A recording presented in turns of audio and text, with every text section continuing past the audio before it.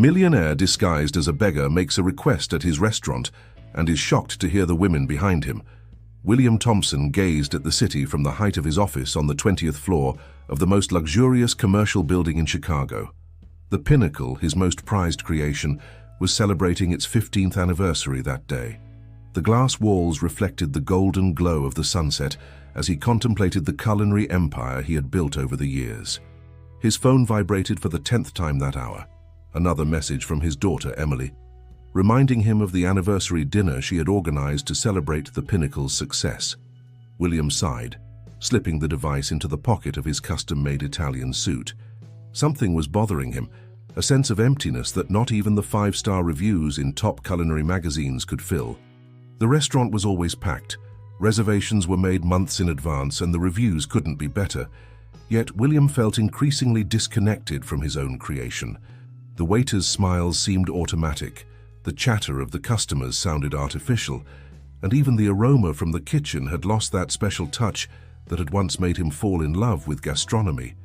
That morning, during a meeting with his executives, something caught his attention. One of the managers casually mentioned that the chef, Richard, was experimenting with new suppliers for some specific ingredients. The comment might have gone unnoticed, but William knew every detail of his menu, every supplier carefully selected over the years. Why change something that worked perfectly? The idea came to him as he observed an elderly man sitting on the sidewalk in front of the restaurant. The man, dressed simply with a distant gaze, went unnoticed by everyone entering and leaving the establishment. It was then that William had his epiphany. To truly understand what was happening in his restaurant, he would need to become invisible. The next day, William cancelled all his appointments. In his closet, he ignored the Italian suits and searched for the oldest clothes he could find. He found a faded pair of jeans and a shirt he used for workouts. At the bottom of a drawer, he discovered an old baseball cap with a worn-out logo. His transformation was completed at a thrift store downtown. He bought a tattered coat and a pair of worn-out shoes. In the dressing room mirror, he barely recognized the man staring back at him. The elegant businessman had been replaced by someone who could easily blend in with the people living on the streets. On the first night of his secret mission, William sat on a bench in the square in front of the Pinnacle. From a distance, he watched the movement of employees arriving for the night shift. He noticed how Michael, the maitre d', constantly checked his phone before entering, something the security cameras had never captured. He saw when Mrs. Clara, the longest-serving cleaning staff member, arrived limping slightly. Could it be a health issue no one had noticed? The guests began to arrive, and William carefully observed each of their expressions. He noticed that some left discreetly dissatisfied, something the satisfaction reports had never indicated. A couple argued at the entrance about the wait time, even though they had a reservation. Small details he would never have noticed from his office on the 20th floor. As the night was winding down, his attention was caught by a heated conversation coming from one of the restaurant's side windows near the emergency exit. Two women, appearing to be in their late 20s, were arguing in low but emotionally charged voices. William discreetly approached, staying in the shadows. "I can't believe he's still celebrated as a culinary genius," one of them said, her voice trembling with anger. "After everything he did to Mom." "Calm down, Megan," the other replied, placing a hand on her sister's shoulder. "One day the truth will come out. Mom deserves justice." William felt his heart race. The two women quickly walked away as a group of guests exited the restaurant, leaving him alone with his questions. Who was their mother? What had he supposedly done? That night marked only the beginning of his journey as an invisible observer of his own empire.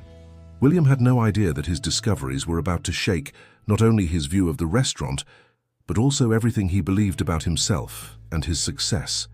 The next morning, William woke with a sense of unease he couldn't explain. The words of the two women echoed in his mind, mingling with fragmented memories of the Pinnacle's early years. He decided to continue his investigation, this time focusing his attention on the restaurant's kitchen. Once again dressed in his simple clothes, he positioned himself near the service entrance. The suppliers began arriving even before sunrise, and William noticed something peculiar. The chef, Richard, appeared much earlier than his official working hours.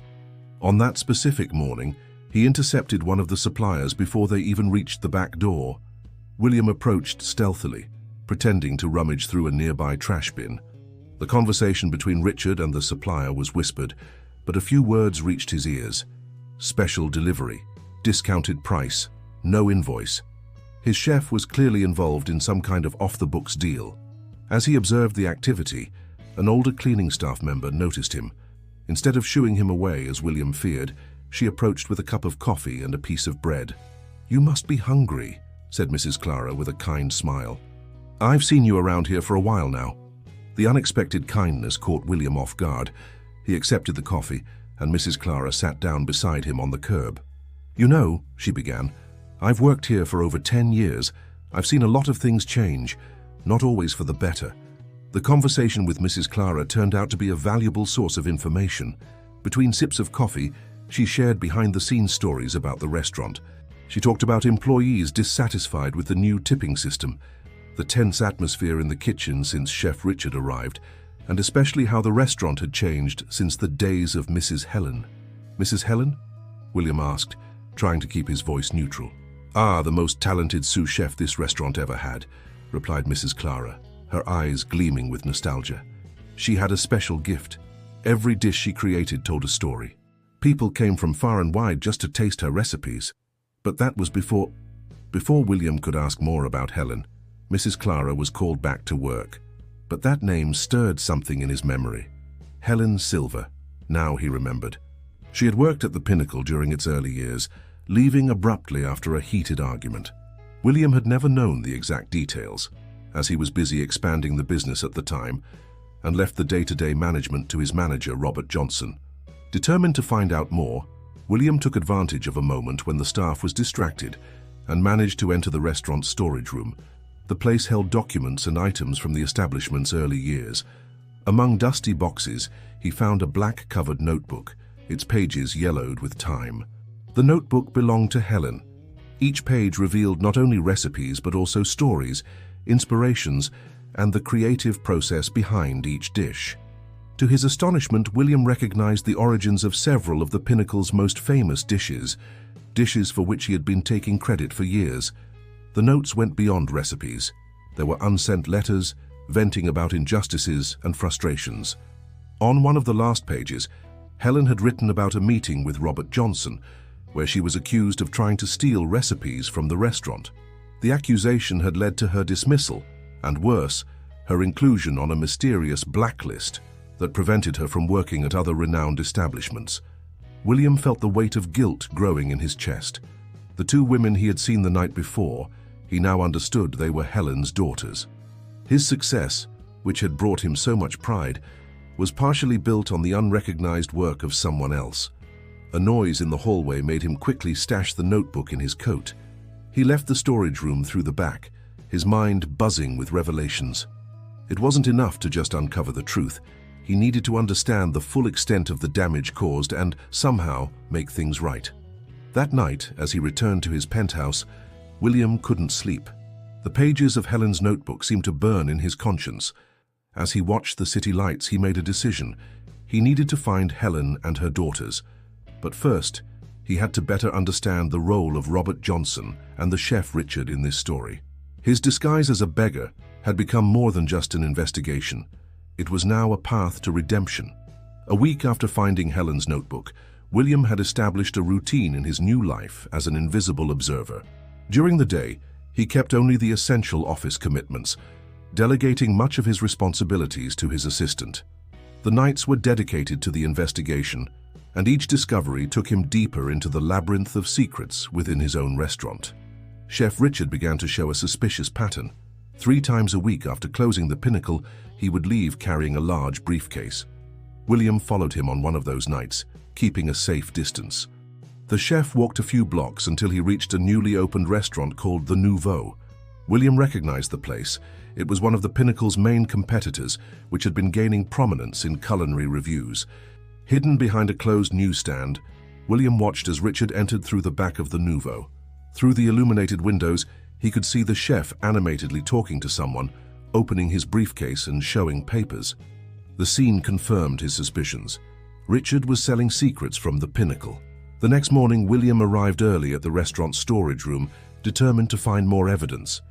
Among the boxes of old documents, he discovered financial records showing discrepancies in supplier orders.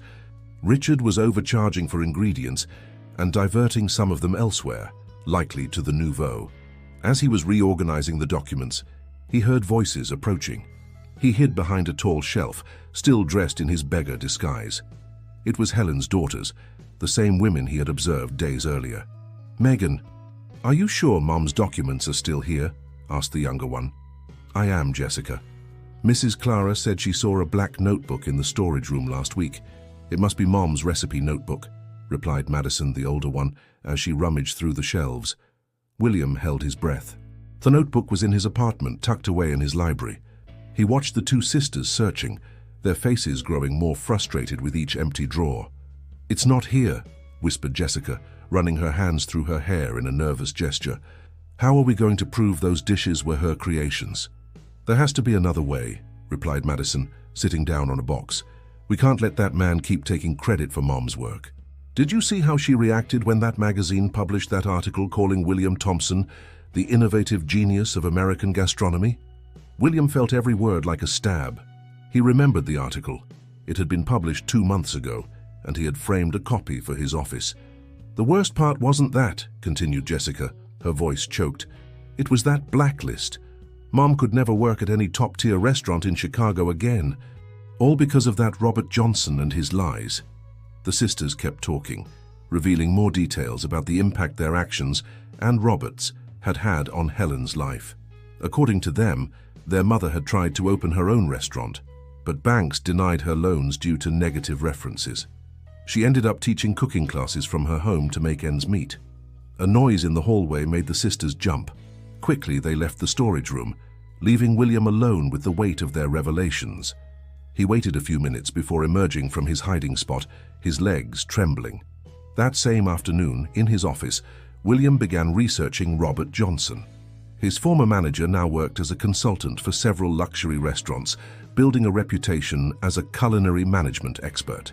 His social media was filled with photos from famous restaurants and industry events. A notification on his phone brought him back to reality. It was a reminder about the charity event the Pinnacle would host next month. The event would celebrate the restaurant's 15th anniversary with a special menu featuring the Pinnacle's signature dishes. Dishes that he now knew had been born from Helen's creativity. William turned off his computer and walked to the window of his office. Down below, he could see the early evening activity at the Pinnacle. Waiters coming in for their shift, the first customers arriving for dinner, the chef Richard heading out for another one of his secret meetings. His empire was built on rotten foundations, and for the first time in his life, William didn't know how to fix the situation. William's double life was starting to take its toll. During the day, he had to maintain appearances as the successful businessman, attending meetings and making important decisions. At night, he transformed into the observant beggar, gathering more and more information about the suspicious activities at the Pinnacle. His daughter Emily noticed the changes in her father's behavior. During a family lunch, she confronted him. "Dad, you've been different lately. More distant, always lost in thought. Is there something going on that we need to know about?" William brushed it off, but he knew he couldn't keep the secret much longer. The situation with Chef Richard needed to be resolved, and he still hadn't decided how to address the issue with Helen and her daughters. That night, he decided to stick to his usual routine of observation. But something felt off. Madison and Jessica, Helen's daughters, were especially aware of his presence. He saw them whispering and pointing in his direction several times. He was about to leave when Madison approached him, determined. "Hey, you! Yes, you! I need to talk to you." William felt his heart race, but he kept his composure, pretending to be just a confused homeless man. Madison wasn't fooled. "For weeks now, you've been watching the restaurant. At first, we thought it was just a coincidence. But you're always here, always watching, always taking notes when you think no one's looking." Jessica joined her sister, her eyes flashing with suspicion. "Who are you? Why are you watching the Pinnacle?" William realized the moment he had long feared had arrived.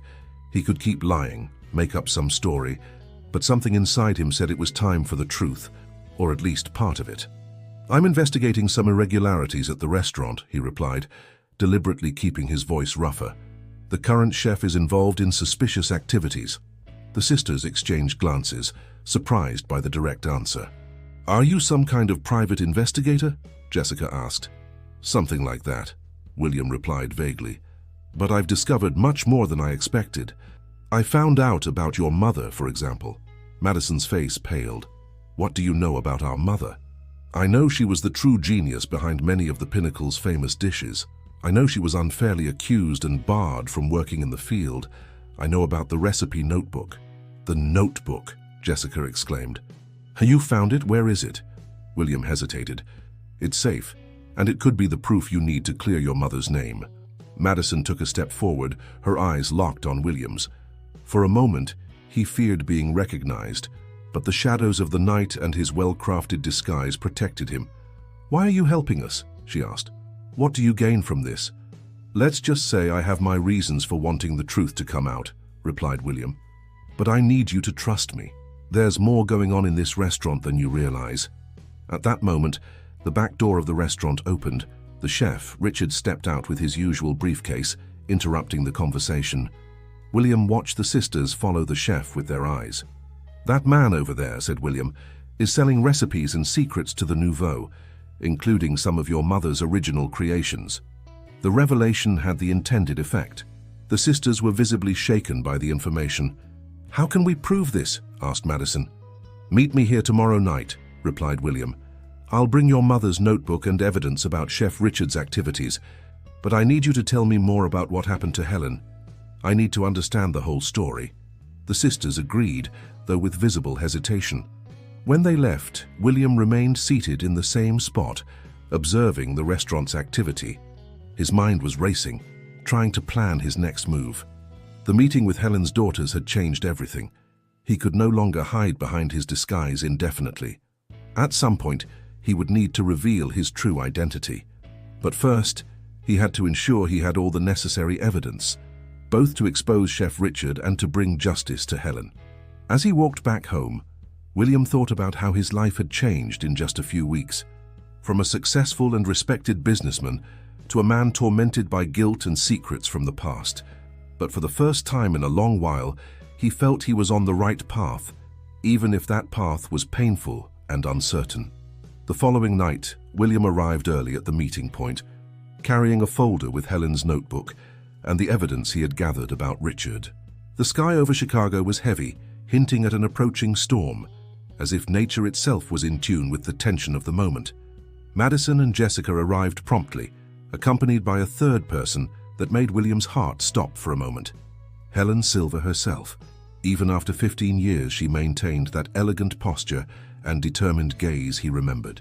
A few gray streaks in her dark hair were the only visible sign of the passage of time. Our daughters told me about you, Helen said, stepping closer. They said you have something that belongs to me. William tried to steady the trembling in his hands as he opened the folder.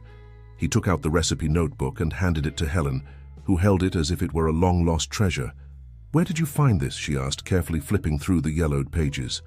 In the storage room of the Pinnacle, William replied, keeping his voice disguised. Along with some other interesting documents.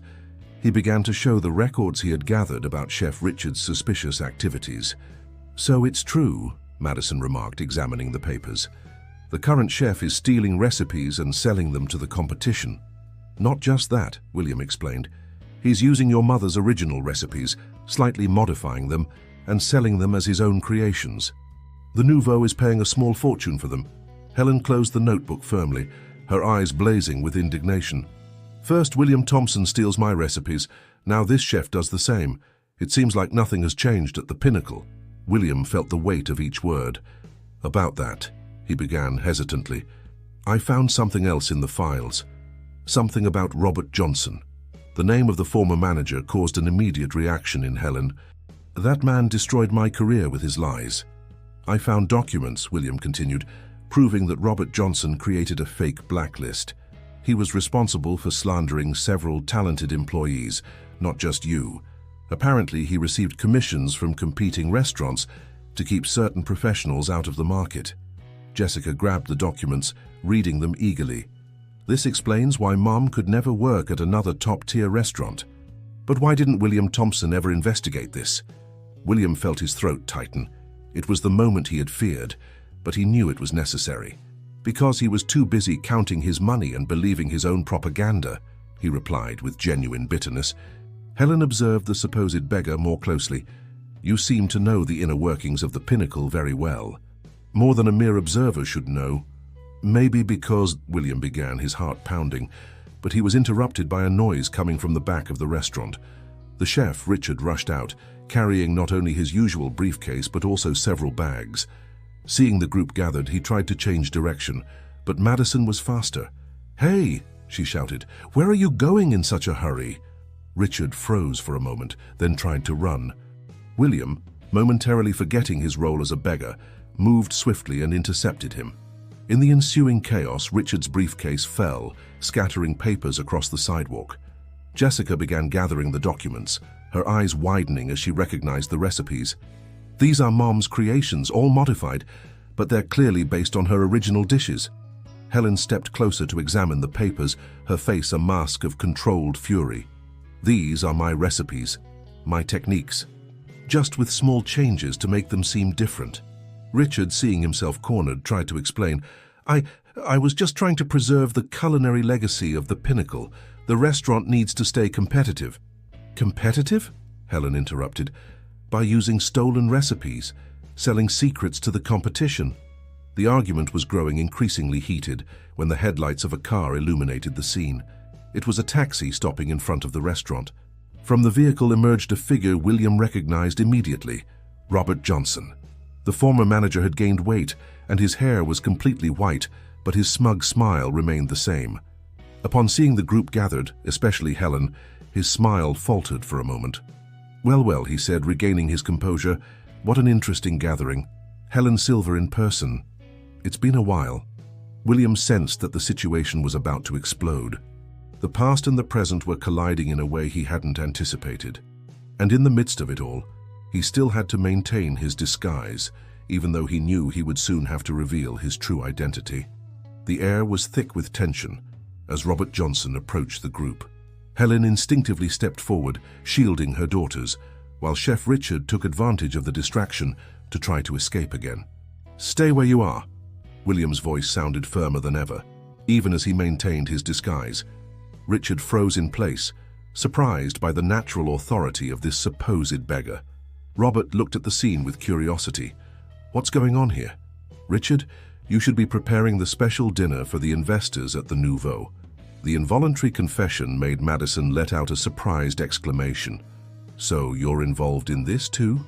"Why am I not surprised?" "Involved in what, dear?" Robert replied with feigned innocence. "I'm just helping the Pinnacle maintain its market connections. Something your mother never understood. The importance of business relationships." Helen stepped forward, her recipe notebook clutched tightly to her chest. "Business relationships? Is that what you call destroying the careers of honest people? Creating fake blacklists?" Robert lost a bit of his composure. "I don't know what you're talking about." "I think you do," William interjected, pulling more documents from his folder. "I have here copies of your emails to various restaurants, defaming not only Helen, but at least 5 other talented chefs. Interestingly, all of them were seen as potential threats to the Pinnacle." Jessica took the documents and began reading them aloud. "Beware of Helen Silver. She has a history of stealing recipes and selling trade secrets." The same text sent to 12 different restaurants. Robert visibly paled. This is an invasion of privacy. Who do you think you are?" William felt the moment had come. His hand slowly rose to the worn cap he was wearing. Someone who took too long to open his eyes. When he removed the cap and lifted his face to the light, the silence that followed was deafening. Helen was the first to recognize him, her eyes widening in shock. "William Thompson?" Madison and Jessica were left speechless while Richard dropped the bags he was still holding. Robert was the only one who started laughing. "So the great William Thompson finally decided to get his hands dirty. What is this? Some kind of social experiment?" "No," William replied, his voice now steady. "It's an attempt to understand what happened to my restaurant. And from what I see, you and Richard have turned the Pinnacle into a nest of conspiracies and betrayals." "You?" Madison stepped toward him, held back by Jessica. "All this time it was you watching us, pretending to be a beggar?" "Yes," William admitted. I started just wanting to understand why my restaurant seemed to have lost its soul. I ended up discovering much more than I expected. Helen watched him with a mix of emotions on her face. Why should we believe you now? After all these years? Because now I have proof, William replied, showing more documents. Proof that Robert manipulated everything from the start. He convinced you that I had stolen your recipes while telling me that you had tried to sell our secrets to competitors. We were both manipulated. This is ridiculous, Robert protested, but his voice trembled. Richard, tell them... But Richard was already too busy trying to explain the contents of the bags to two police officers who had just arrived, quietly called by Mrs. Clara, who watched everything from the restaurant door. The rain finally began to fall, first in soft drops, then in a true downpour. The group took shelter under the awning of the Pinnacle, each processing the night's revelations. 15 years, Helen murmured, flipping through her wet notebook. 15 years believing you had betrayed me. And I spent 15 years believing my success was entirely deserved, William replied. I had to become someone else to see the truth. The morning after the revelations, the Pinnacle was plunged into a tense silence. News of Chef Richard's arrest for theft and illegal sale of trade secrets spread through the team, along with rumors of Robert Johnson's involvement in old schemes. William was in his office, now dressed in his usual well-tailored suit, when his daughter Emily burst through the door waving a newspaper. Dad, have you seen this? Scandal at the Pinnacle. Chef arrested for selling culinary secrets. Why didn't you tell me what was going on? He sighed, gesturing to the chair in front of him. Emily, sit down. There's a lot more to this story than what the paper published. Over the next hour, William told his daughter everything.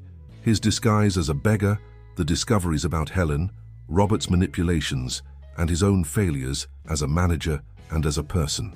Emily oscillated between disbelief and admiration. So those times you cancelled our lunches, she began. I was investigating, yes, he finished. I know I should have trusted you, but I needed to do this alone. I needed to see it with my own eyes. A comfortable silence settled between father and daughter. And now, Emily finally asked, what are you going to do? Before William could answer, his secretary announced over the intercom, Mr. Thompson, Helen Silver is here to see you. Helen entered the office with the same dignity William remembered. Her recipe notebook was in her hands, now protected by a plastic cover from the previous night's rain. Emily, sensing the importance of the moment, discreetly stood up. I'll let you two talk, she said, squeezing her father's shoulder as she left. Your office has changed, Helen remarked, observing the city view. More glass, less soul. Like the restaurant. William gestured for her to sit down. Helen, No, she interrupted him. Let me speak first. I spent the entire night rereading this notebook, reliving every recipe, every moment. Do you know what I realized? That even with all the anger I've felt over all these years, I never stopped creating, innovating. She opened the notebook to a specific page. See this recipe? I created it 2 years ago when Madison graduated from college. A goat cheese ravioli with acerola reduction. Do you know why I never served it anywhere? Because I was afraid that someone would steal my ideas again. William felt the weight of her words. I should have paid more attention.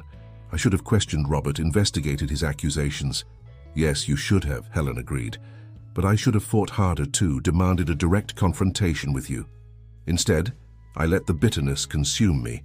The silence that followed was interrupted by a knock on the door.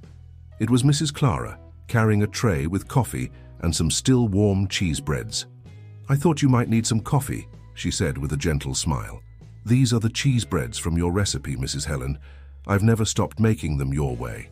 Helen smiled, touched. You kept the recipe all these years? Of course, replied Mrs. Clara. Some things are too precious to be forgotten. After Mrs. Clara left, William stood up and walked over to his desk. He opened a drawer and pulled out a thick envelope. This is a proposal, he said, handing the envelope to Helen. It's not an attempt to buy your forgiveness, but an opportunity for us to do things the right way this time. Helen opened the envelope and began to read. Her eyebrows rose in surprise. You want to give me a partnership in the Pinnacle and the position of executive chef? With complete creative freedom and public recognition of your past contributions, William added, including a percentage on all the dishes you created over these 15 years. Helen placed the papers on the table. Why now? because I finally understood that the pinnacle was never just mine. It was ours. Your creativity, my management. That's what made the restaurant special. Robert destroyed that with his manipulations, and I let it happen because I was too busy counting profits. Helen picked up a cheese bread and broke it in half, watching the steam rise. You know what hurt me the most all these years? It wasn't losing the job or the recognition. I lost my passion for cooking for others. I turned my kitchen into a fortress, teaching small groups, always afraid of sharing too much. And now? William asked softly. Do you still have that fear? Helen closed her eyes for a moment, savoring the aroma of coffee and cheese bread. When she opened them again, there was a different spark in her gaze. I think it's time to tear down some walls, she replied. But we have a lot of work ahead. The pinnacle needs to reclaim its soul. William smiled, realizing this was just the beginning of a long journey of reconciliation and rebuilding. The restaurant would need to be reimagined, the team restructured, trust regained. But for the first time in a long while, he felt hope. The news of William and Helen's partnership caused a stir in Chicago's culinary world. While some celebrated the return of the legendary chef, others questioned the sudden management change at the pinnacle. Madison and Jessica in particular had their reservations about their mother's decision. Are you sure about this, Mom? Madison asked during a family dinner. After everything that happened, Helen was busy testing a new recipe in her kitchen, the scent of fresh herbs filling the air.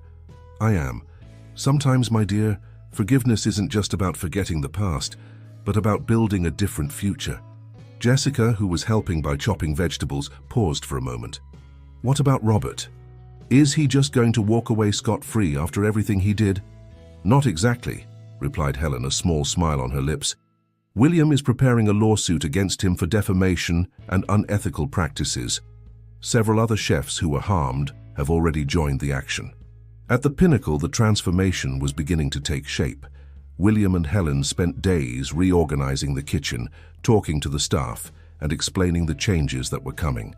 Some employees still loyal to Richard resigned. Others, especially the more senior ones, celebrated Helen's return. Mrs. Clara became a key ally in the transition.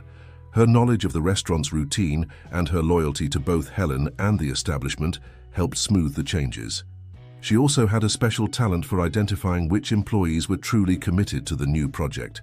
One afternoon, while Helen was reorganizing the menu with her newly formed team, William received an unexpected visit in his office. It was the owner of the Nouveau, visibly embarrassed. Mr. Thompson, he began, I came personally to apologize. I didn't know that the recipes Richard sold us were stolen. I thought they were his own creations.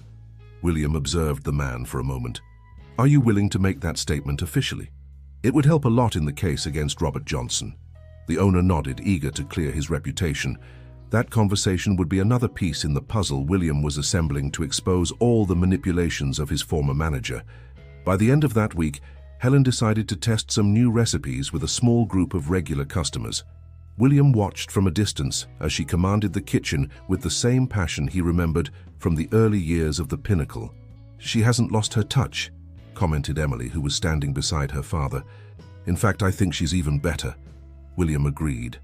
The sparkle in Helen's eyes as she explained each dish, each technique, and each flavor combination was contagious.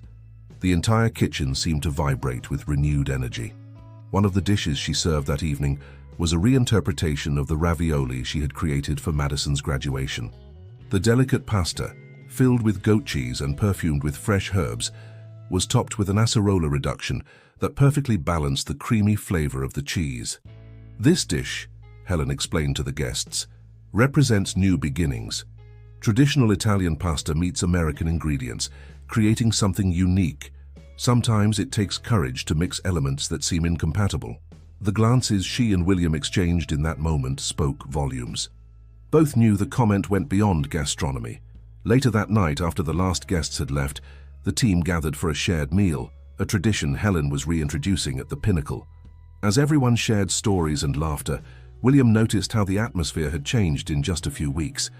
Madison and Jessica, who had initially resisted any involvement with the restaurant, began showing up more frequently. Madison, who had inherited her mother's culinary talent, sometimes helped in the kitchen on weekends. Jessica, with her background in business, started contributing ideas for management. "You know," Helen said to William as they shared a glass of wine after service, "when you showed up disguised as a beggar, I never imagined we'd be here just a few weeks later." William smiled. "Neither did I. But I've learned that sometimes we need to lose everything, even temporarily, to understand what truly matters." The Pinnacle was changing, evolving into something new. It was no longer just William Thompson's award-winning restaurant, nor would it simply be the stage for Helen Silver's comeback. It was becoming a place where the past and present met, where mistakes could be corrected, and where new stories could begin. The first major test of the new partnership between William and Helen came with the approach of the charity event, celebrating the Pinnacle's 15th anniversary. What was once just a commemorative party was now turning into a milestone of renewal. "We need to rethink the entire menu," Helen said during a team meeting. "I don't just want to serve the old dishes with my name on them now. I want to create something that represents who we are today."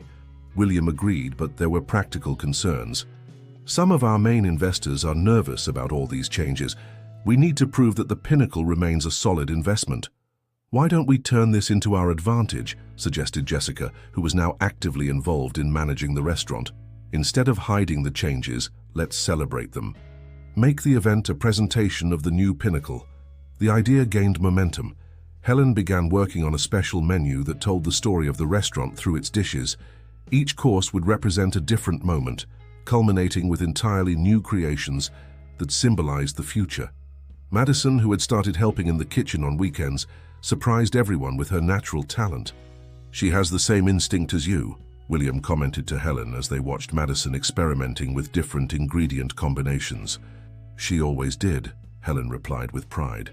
"But before, she was too hurt to even consider a career in gastronomy.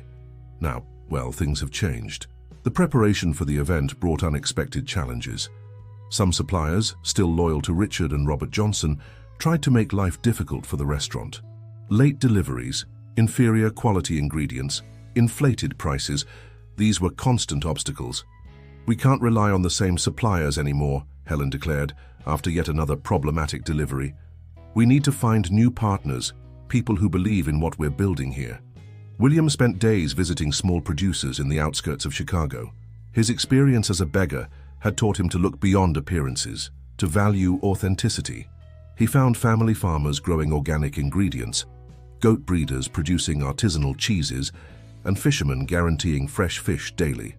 "These are the partners we need," he said to Helen after a particularly productive visit. "People who love what they do as much as we do."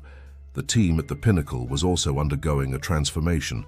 Under Helen's leadership, the kitchen once again became a space for learning and creativity.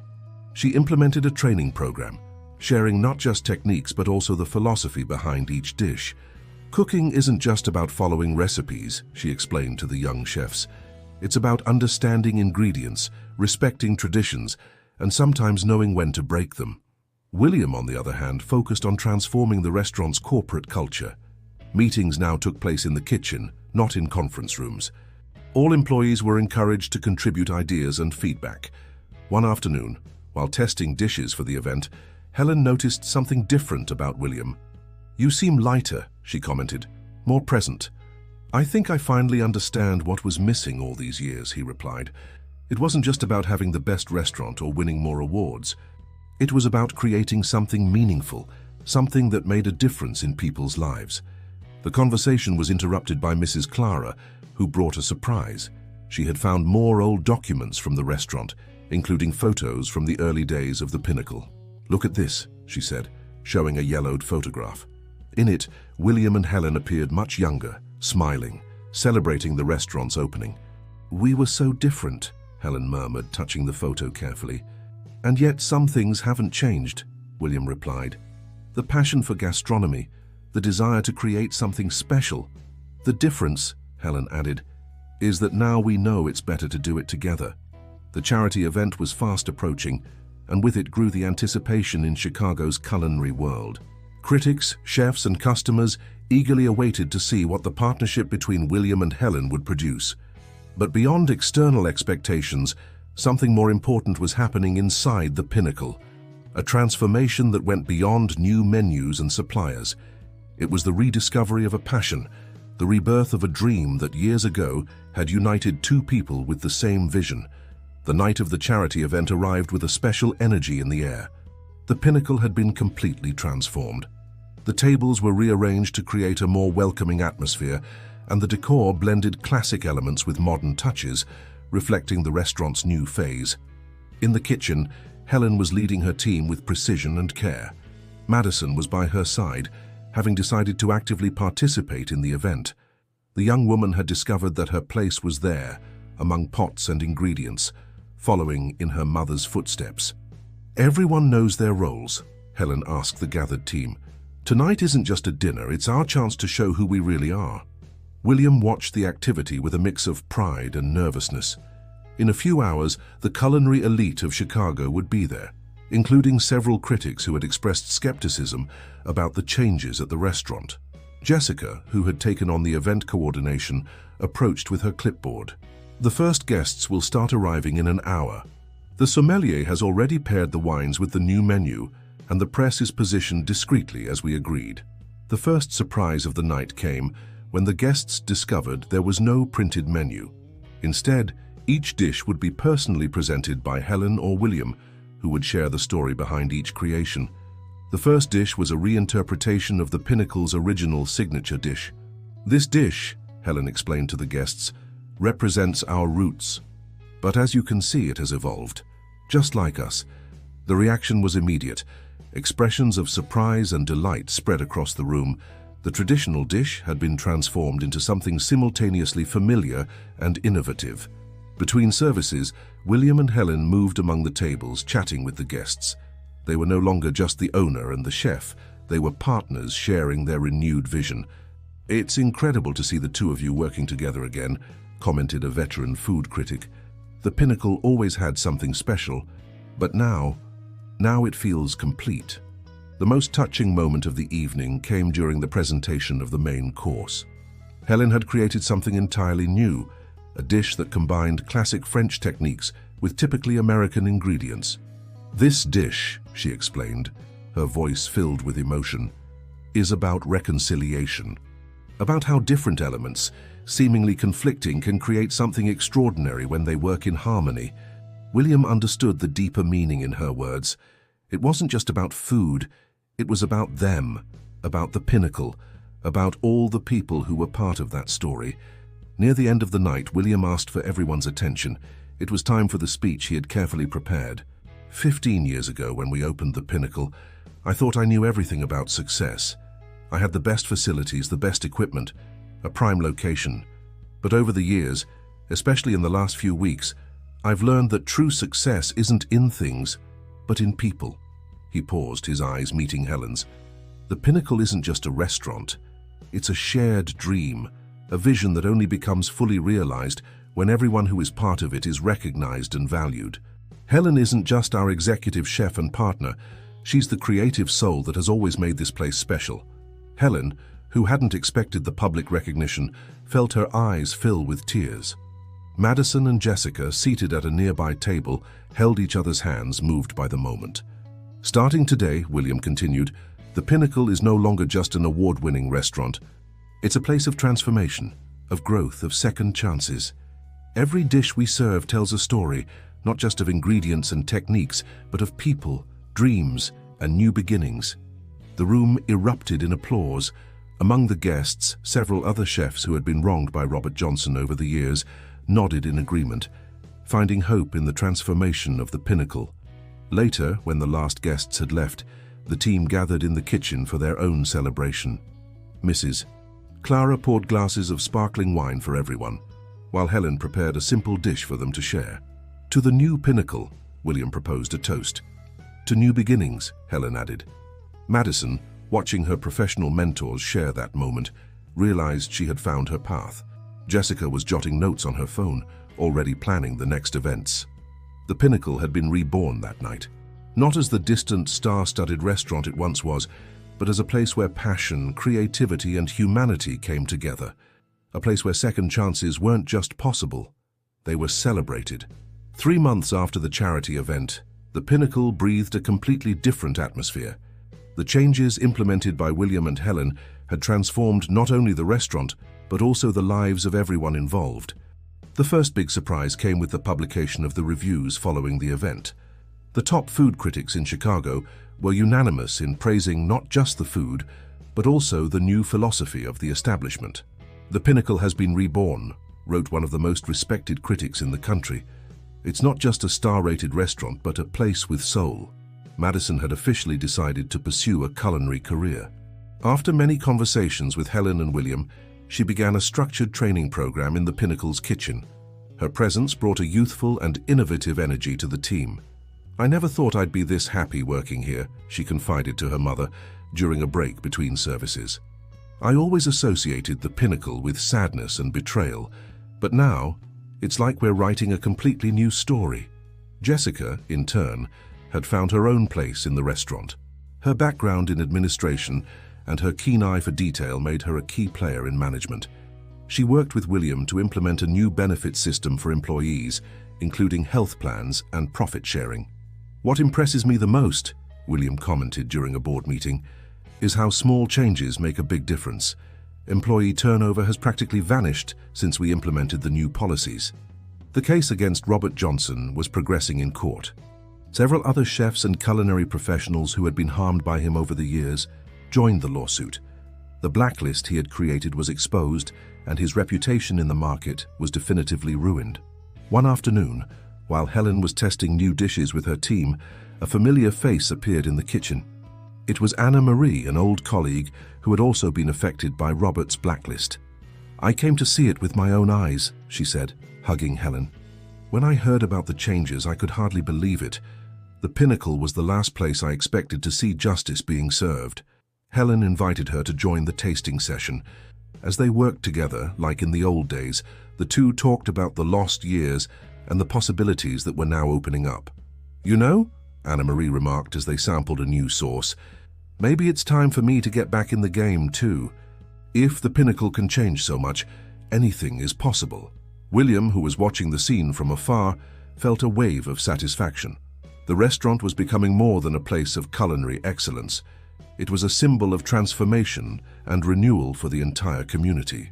Emily, who had initially been apprehensive about the radical changes promoted by her father, was now one of the biggest enthusiasts of the new Pinnacle. She had started organizing special dinners that brought together young entrepreneurs to discuss ethical business practices and social responsibility. "Dad," she said during one of these events, "you've created something much bigger than a restaurant. You've created an example of how businesses can reinvent themselves without losing their essence." The most significant change, however, was in the relationship between William and Helen. Their professional partnership had evolved into a deep friendship, based on mutual respect and understanding. They complemented each other perfectly. Her creativity and passion balanced his practical sense and business vision. One day, while reviewing the seasonal menu, Helen found William staring thoughtfully out the window of his office. "What are you thinking about?" she asked. "About how sometimes we need to get completely lost to find the right path," he replied. When I decided to disguise myself as a beggar, I was just trying to figure out what was wrong with my restaurant. I never imagined I'd end up discovering so much about myself." Helen smiled, understanding perfectly. Sometimes the universe has a funny way of correcting our mistakes. Who would have thought that after 15 years, we'd be here, working together again? Mrs. Clara, who was passing by with a tray of coffee, stopped to join the conversation. "I always knew you two would end up understanding each other. Some partnerships are just meant to work out." The sun was beginning to set over Chicago, painting the sky with shades of orange and pink. In the restaurant's dining room, the first customers of the evening were starting to arrive. In the kitchen, Madison led the prep time with the same passion as her mother. Jessica, at her desk, was finalizing the details of the next charity event. The Pinnacle pulsed with renewed life, proving that sometimes second chances can be even better than the first. On the first anniversary of the new phase of the Pinnacle, a special celebration was organized. It wasn't a grand event like the charity dinner that had marked the restaurant's rebirth. It was something more intimate, more meaningful. Helen had spent the entire day in the kitchen preparing a tasting menu that told the complete story of the Pinnacle. Each dish represented a crucial moment in the restaurant's journey, from the early days filled with hope, through the years of separation, to the present moment of harmony and renewal.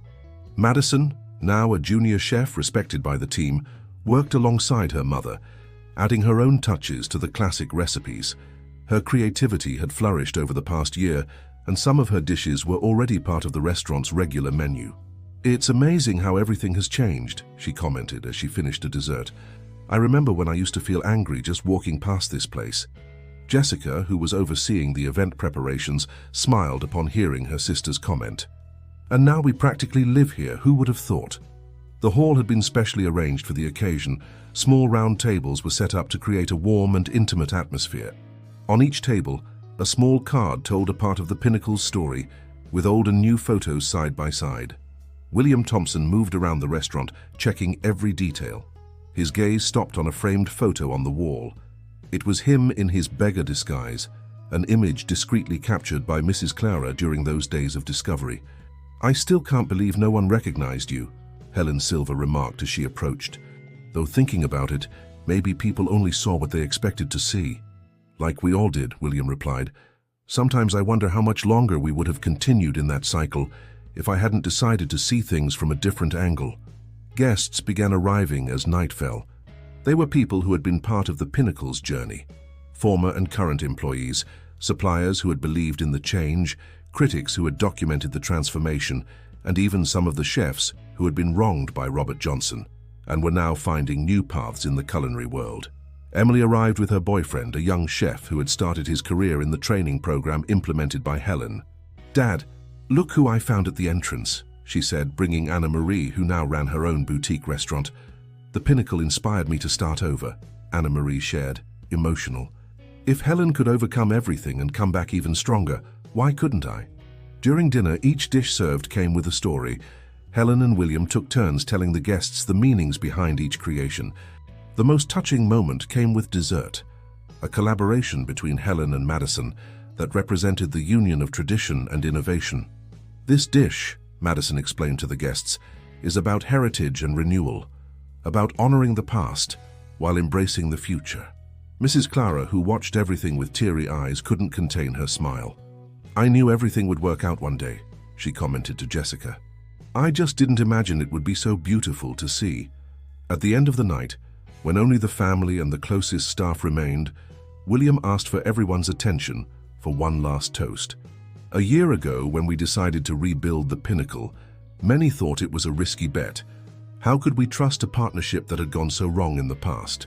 But we learned that sometimes it takes courage not just to change, but to admit our mistakes and try again." Helen added, "The Pinnacle today is more than a star-rated restaurant. It's a place of second chances, of renewed dreams, of people who found their way back home." Madison and Jessica approached their professional parents, forming a circle with their glasses raised. Around them, the Pinnacle team, now a true family, joined in the toast. "To the future," William proposed. "And to the flavor of new beginnings," Helen added. The Pinnacle continued to shine in the Chicago night, not just for its stars or awards, but for the light of the people who made it special.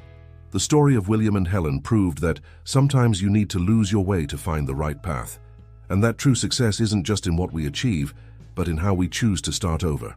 And so, among aromas, flavors, and smiles, the Pinnacle moved forward, no longer as the dream of one person, but as the fulfillment of many. A place where the magic of gastronomy blended with the magic of second chances, proving that there's always time to write a new chapter, especially when you have the courage to start again.